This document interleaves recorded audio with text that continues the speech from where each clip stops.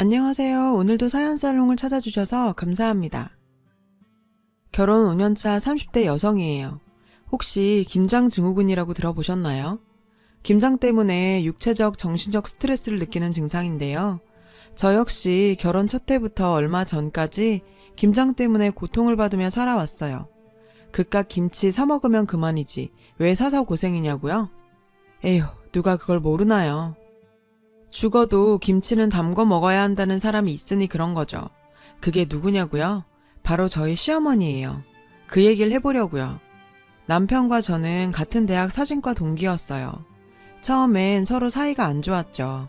저는 사진과 수석이었고 남편은 끄트머리에 겨우 들어온 경우인데다 살아온 형편도 너무 달라서 사사건건 트러블이 많았거든요. 집안 형편이 어려웠던 저는 장학금을 받아야만 대학에 다닐 수 있었어요. 그래서 매 학기 목숨을 걸고 학점을 따야 했죠.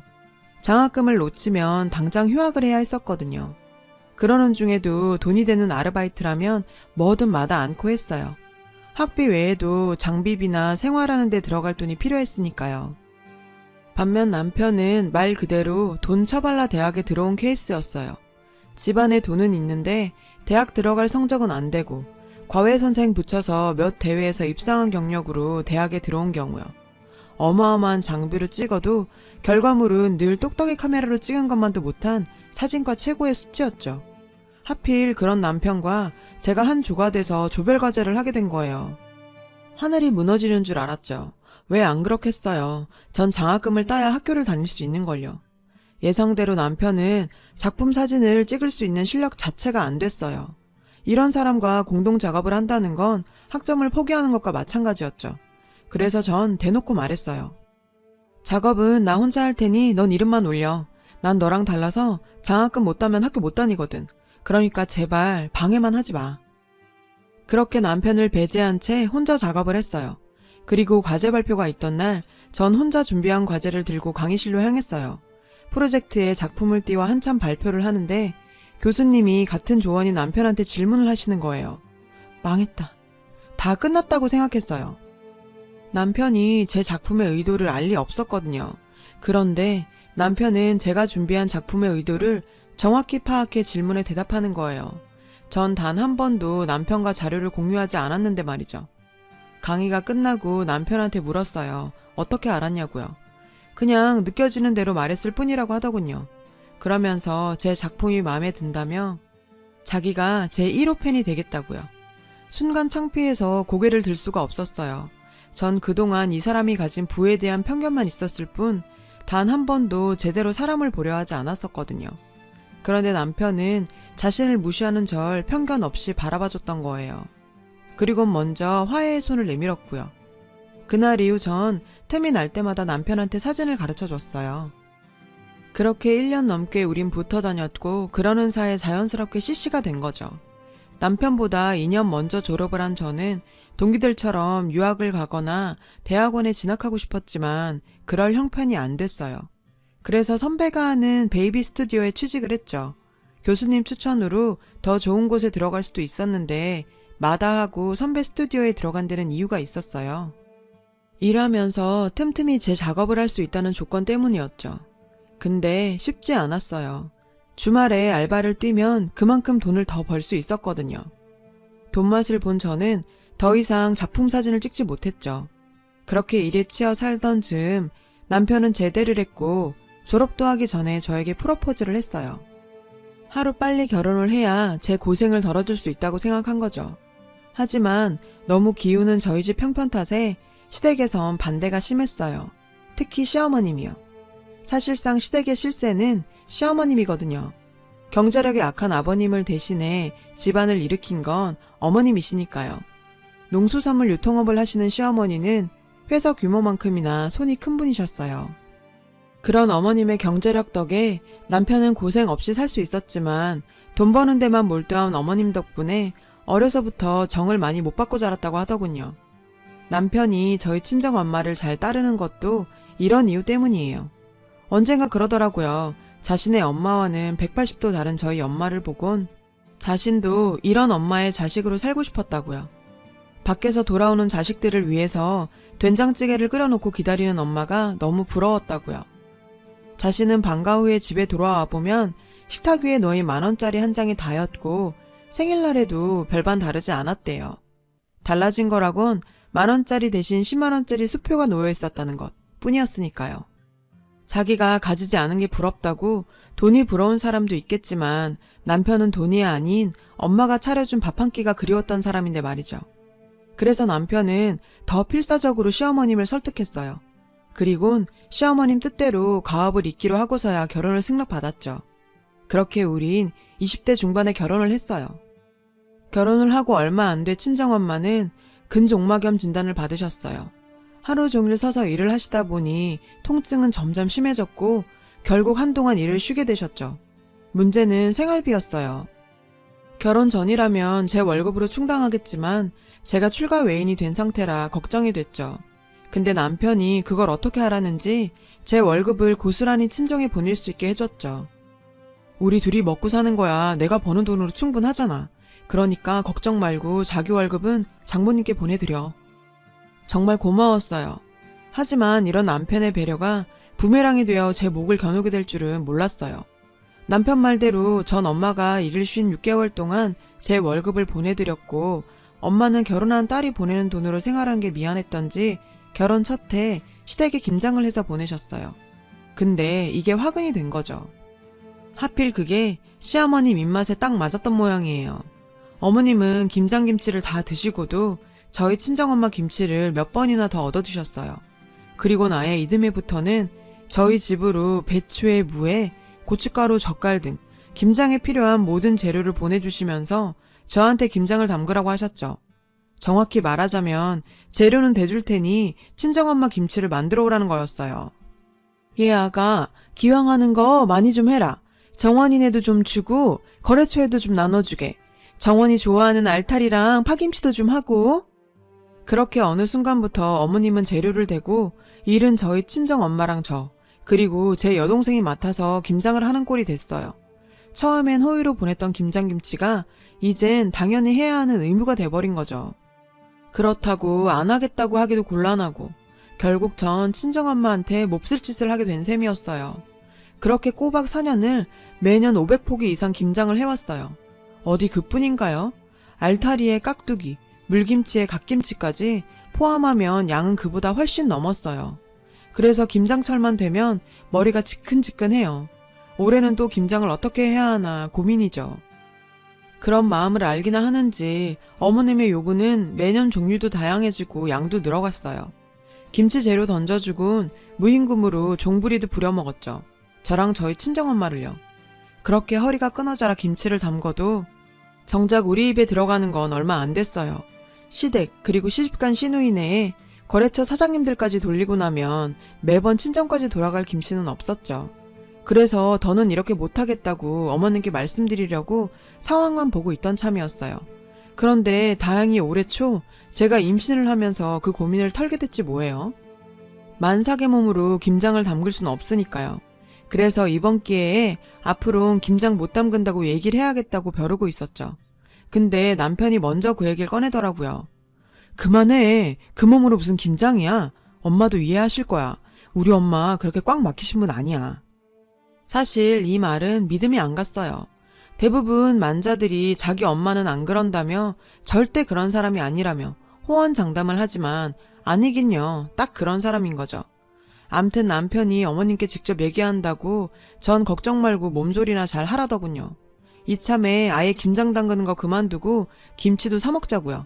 다행이다 생각했어요. 안 그래도 어머님께 말씀드리기 껄끄러웠는데 남편이 나서서 얘기해준다니 저로선 이보다 좋을 순 없었죠. 그랬는데 언니 사람이 왜 그래요? 엄마랑 오빠 갈라놓을 셈이에요? 그깟 김장 좀 담근다고 유세 떨어요? 갑자기 전화를 걸어온 시누이가 다짜고짜 따지지 뭐예요. 아니 그게 무슨 소리예요. 제가 뭘 어쨌다고요. 언니가 올해부터 김장 안 한다 그랬다면서요. 솔직히 그동안 엄마가 재료도 다 보내주고 언닌 고작 속 버무린 거밖에 더 했어요. 고작 그거 한 거 가지고 하니 못하니 윤화는. 언니 때문에 엄마랑 나 중간에서 입장 곤란한 건 몰라요? 당장 어디서 김치를 사냐고요. 주변에 나눠주기로 다 얘기해뒀는데. 아, 짜증나. 이럴 거면 처음부터 하지 말던가. 시누이는 수화기에 대고 성질을 부렸어요. 기가 막혀서. 아니 그럼 임신 7개월 된 몸으로 자기들 먹을 김장을 담궈야 한다는 거예요? 그리고 자긴 김장 때 무채 하나 안 썰면서 남이 한 김치를 어디 누굴 주고 말고 해요. 저도 참을 수가 없어서 쏘아 붙였어요. 어머, 무슨 말이 그래요? 그럼 제가 이 몸을 하고도 김장을 담궈야 한단 말이에요? 그러다가 애라도 잘못되면요. 그거 책임질 거예요? 저요? 그렇게는 못해요. 그러니까 김치를 사서 먹든 어디서 구해 먹든 요령껏 하세요. 전 화가 나서 전화를 끊어버렸어요. 전화를 끊고 화가 풀리지 않아서 심장이 벌렁벌렁 뛰고 손끝이 발발 떨렸죠. 그날의 사건은 그렇게 끝이 나는 줄 알았어요. 그런데 얼마 뒤 친정에서 여동생이 전화를 했더라고요. 언니, 꼭 이렇게까지 해야 돼? 엄마도 이제 내일 모레면 환갑이야. 나도 더는 언니네 시대에 김장 못해줘. 어쩜 언니네 시어머니는 이렇게까지 사람을 힘들게 하냐? 맙소사. 시어머님이 저희 친정으로 배추 500포기를 보냈다는 거예요. 거기에 알타리랑 무, 가시랑 온갖 김장 재료를 바리바리 싸서 말이죠. 매년 저희 집으로 보내던 김장 재료를 고스란히 또 저희 친정으로 보낸 거예요. 전 배추에 손 대지 말고 가만히 두라고 하곤 그 길로 시어머니한테 전화를 걸었어요.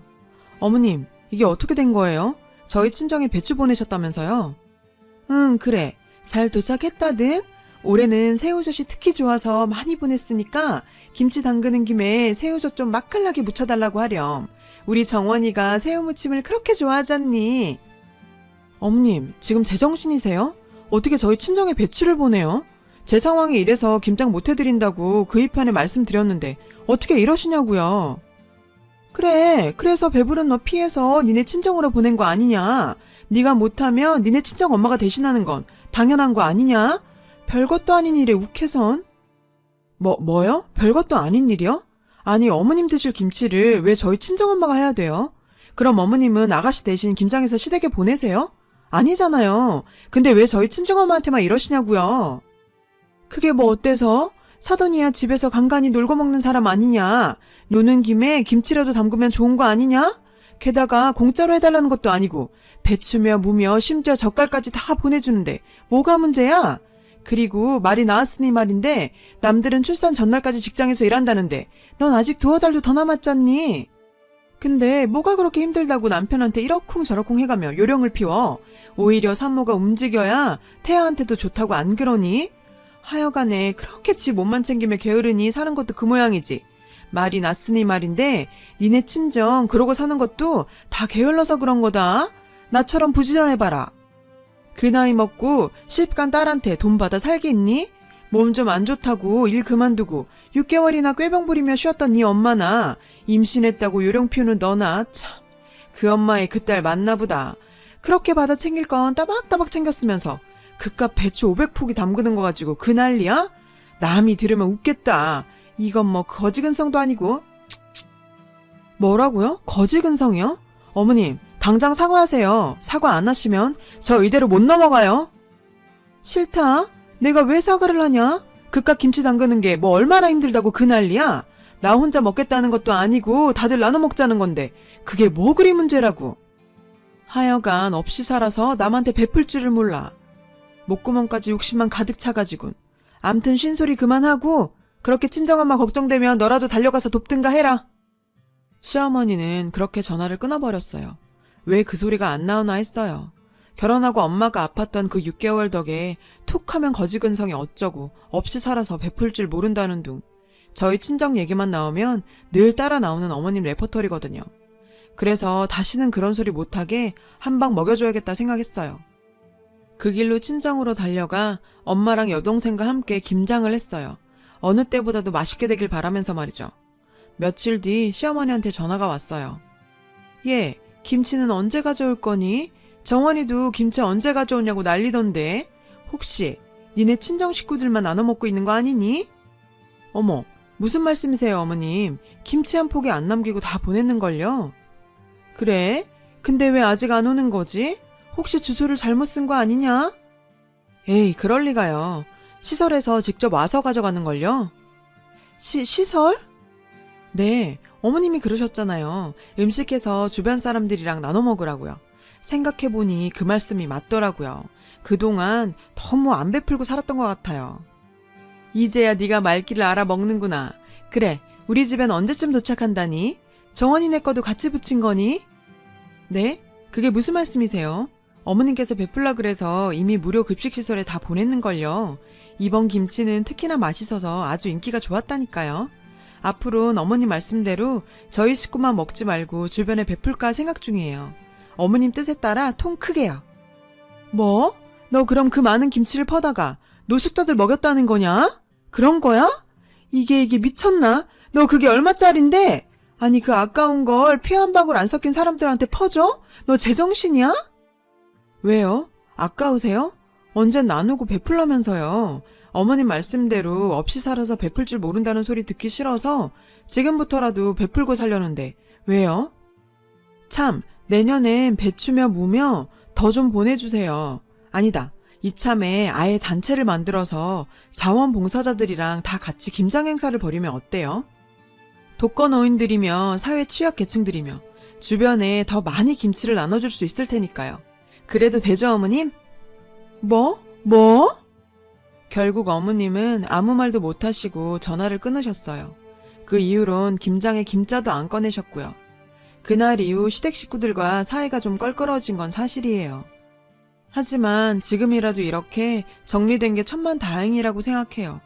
그동안 그 6개월 때문에 시어머니 눈치 보느라 김장철마다 친정엄마랑 동생 고생시킨 것만 생각하면 목이 메거든요.